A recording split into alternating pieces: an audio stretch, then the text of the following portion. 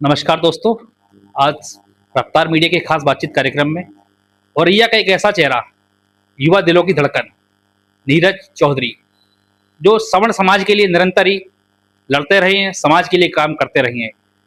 आज यूजीसी के विरोध में उनसे एक खास बातचीत होगी। नीरज जी, सबसे पहले तो रफ्तार मीडिया में आपका बहुत बहुत स्वागत है। बहुत बहुत धन्यवाद अमित जी। और आपका भी बहुत बहुत स्वागत, अभिनंदन इसलिए कि आपने इस यूजीसी जैसे कठिन विषय पर, जो बहुत वेदनामयी है, इस विषय पर हम लोगों के विचार आमंत्रित करने का जो कार्यक्रम रखा है, उसके लिए आपका बहुत बहुत धन्यवाद। नीरज जी, सबसे पहला मेरा आपसे सवाल ये होगा कि यूजीसी एक्ट, एक नया एक्ट ये आया है, ये क्या है और किस प्रकार से ये भविष्य में बच्चों के साथ, विद्यार्थियों के साथ दुष्परिणाम इसके सामने आएंगे?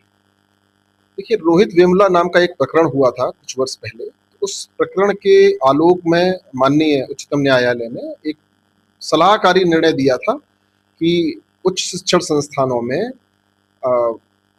वंचित शोषित वर्ग के छात्रों के उत्पीड़न को रोकने के लिए ठोस कदम उठाए जाएं।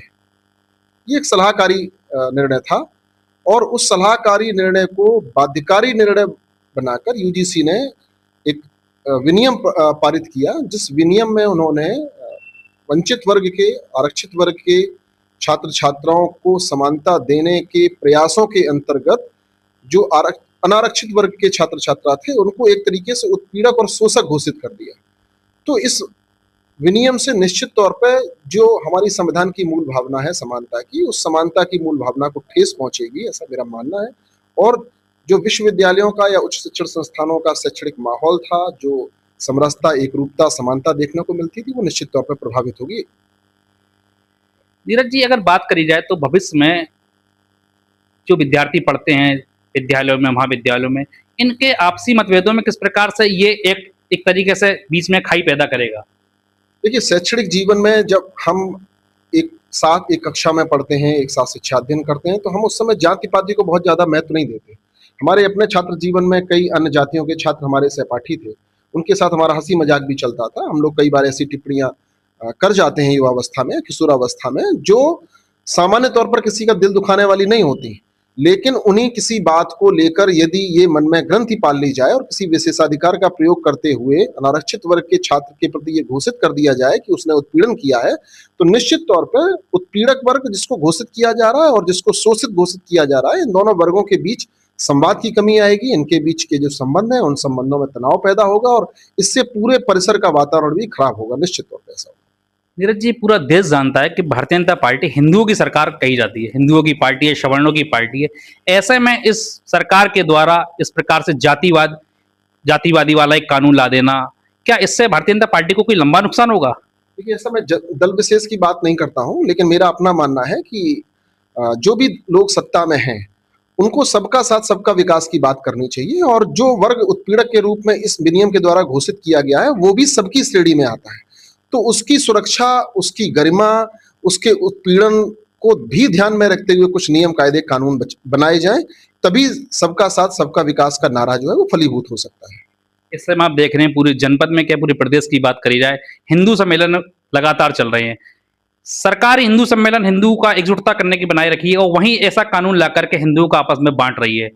ये क्या मामला है, कुछ बताएं। इस प्रकार के विभेदकारी जो कानून होते हैं, वो सनातन की एकता हो, हिंदू की एकता हो और भारत के नागरिक के रूप में हमारी भारतीयता के रूप में एकता हो, किसी न किसी रूप में उस एकता को ये तोड़ने का काम इस प्रकार की चीजें करती हैं।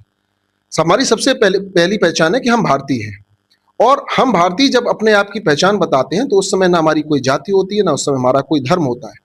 लेकिन यदि किसी ऐसे विनियम के द्वारा जिसमें हमारी जाति इंगित कर दी जाए, जाति पहचान के आधार पर हमें उत्पीड़क घोषित कर दिया जाए, हमारे ऊपर ये ठप्पा लगा दिया जाए कि हमने पहले, कई सदियों पहले किसी वर्ग विशेष का शोषण किया था, तो इस पहचान के साथ एक ठप्पा दे देना, ये निश्चित तौर पर भारतीय के रूप में और इस हमारी एकता को तोड़ने का काम हुआ है। और इन सब चीजों पे हम समाज के प्रबुद्ध लोगों को निश्चित तौर पर विचार करने की आवश्यकता है। आप देखेंगे कि अभी कुछ ही दिन पहले भारतीय जनता पार्टी के कुछ विधायकों ने, ब्राह्मण विधायकों ने एक बैठक करी, उस पर भाजपा के प्रदेश अध्यक्ष ने काफी नाराजगी जाहिर करी। तो भाजपा के प्रदेश अध्यक्ष इस तरीके से दोहरा मापदंड एक समुदाय के साथ कैसे कर सकते हैं, जहां वो एक तरीके से मना करते हैं कि आप एक जाति विशेष की बैठक नहीं कर सकते, और उन्होंने हिंदू के बंटवारे के साथ समर्थन किया, सब बातें हैं सरकार में। ये कैसा इनका खेल चल रहा है सरकार का? देखिए, राजनीतिक दलों की अपनी बाध्यताएं होती हैं, उन बाध्यताओं के चलते उन्हें कई बार अपना दोहरा चरित्र अपनाना पड़ता है। तो पिछले कुछ प्रकरणों में इस प्रकार का दोहरा चरित्र सामने आया है, जहां जाति विशेष के राजनीतिक प्रतिनिधियों को बैठक करने से रोका गया, जबकि अन्य जाति के जो राजनीतिक प्रतिनिधि थे उनको बैठक करने के बावजूद भी किसी प्रकार की कोई नोटिस या चेतावनी नहीं दी गई। तो इससे ये एक मैसेज जाता है कि हम एक दोहरे चरित्र के साथ केवल राजनीतिक लाभ के लिए काम कर रहे हैं। अब इस प्रकार की चीजें जब जनता के सामने आती है, तो जिस वर्ग ने चयनित करके आप विश्वास जताकर आपको अपने प्रतिनिधि के रूप में चुना है, उनको कष्ट होता है, और निश्चित तौर पे इसका वोट के रूप में नुकसान होता है या एक छवि के रूप में नुकसान होता है, वो सामने आएगा। अगर ये एक्ट वापस नहीं होता है तो इससे आने वाले समय में सरकार को काफी नुकसान होगा। 2027 के चुनाव अभी लगातार आ रहे हैं, और सवर्णों को इस तरीके से नाराज करना, ये भारतीय जनता पार्टी के लिए कितना नुकसानदायक हो सकता है? देखिए, बतौर सामाजिक विज्ञान के अध्येता मेरा ये मानना है कि लोकतंत्र में सबके समान अधिकारों की व्यवस्था की गई है, चाहे वो आरक्षित वर्ग हो चाहे अनारक्षित वर्ग हो। ऐसा नहीं किया जाना चाहिए कि आरक्षित वर्ग के अधिकारों को संभालने और सुरक्षित रखने के चक्कर में आप अनारक्षित वर्ग को शोषित और उत्पीड़ित करने लगे। तो जब इस प्रकार के नियम आते हैं जिससे किसी वर्ग विशेष के उत्पीड़न होने का डर और असुरक्षा का माहौल उस वर्ग में पैदा होता है, तो हमारी निष्ठा जो होती है, हमारी जो आस्था होती है सत्ता प्रतिष्ठानों के बीच, थोड़ी सी डगमगाती है, और इसका दुष्परिणाम भी भविष्य में सामने आता है। अब देखते हैं कि जब कभी भी कोई एक कानून नियम सत्ताधारी सरकार लेके आती है तो हमेशा विपक्ष किसी ना किसी प्रकार का उसमें बाधा बनती है। लेकिन ये एक ऐसा कानून आया, इसमें विपक्ष भी बिल्कुल साइलेंट मोड पर बनी हुई है, इसमें सवर्णों के ऊपर ही गाज गिर रही है। आखिरकार इसमें कैसे निदान मिलेगा? देखिए, भारतीय लोकतंत्र को हमने इस अवधारणा के साथ अडॉप्ट किया था कि यहाँ पर हम जाति भेदभाव को खत्म करके एक समरसतापूर्ण समाज का निर्माण करेंगे, लेकिन धरातल पर ऐसा कुछ कभी देखने को नहीं मिला। भारतीय समाज को चंद लोगों ने अपने राजनीतिक लाभ के लिए जातियों में तोड़ा, वर्गों में तोड़ा, संप्रदायों में तोड़ा, और तमाम ऐसे प्रयास हुए जब धार्मिक ध्रुवीकरण किया गया, जाति गोलबंदी की गई, और उस जाति गोलबंदी को सत्ता तक पहुंचने का मार्ग बना लिया गया। तो चाहे जो राजनीतिक दल हो, चाहे वो सत्ता में हो चाहे वो विपक्ष में हो, उनका संख्या बल को लेकर अधिकतम ये प्रयास रहता है कि एक बड़ा संख्या बल उनके पक्ष में खड़ा दिखाई पड़े, और इसीलिए इस प्रकार के जो विभेदकारी कानून होते हैं, उन विभेदकारी कानूनों का खुलकर विरोध करने का साहस आमतौर पर राजनीतिक दल नहीं जुटा पा रहे हैं, और इससे राजनीतिक दलों की विश्वसनीयता भी कम होती है और लोकतंत्र को कहीं ना कहीं, लोकतंत्र की मूल आत्मा को चोट पहुंचती है। अगर सरकार सवर्ण समाज की बात को नहीं मानती है तो क्या सवर्ण समाज इसके लिए क्या विरोध निरंतर करता रहेगा, या सवर्ण समाज भारतीय जनता पार्टी को समर्थन करने से? देखिए, किसी भी दल विशेष से मुझे नहीं लगता है कि किसी सवर्ण समाज या गैर सवर्ण समाज को नाराजगी या विशेष लगाव होना चाहिए। हम सरकार चुनते हैं अपनी सुविधा के लिए, हम सरकार चुनते हैं अपनी सहूलियत के लिए। तो हमें सरकार चुनते समय हमेशा यह ध्यान रखना होता है कि कौन हमारे लिए बेहतर नीति बना सकता है।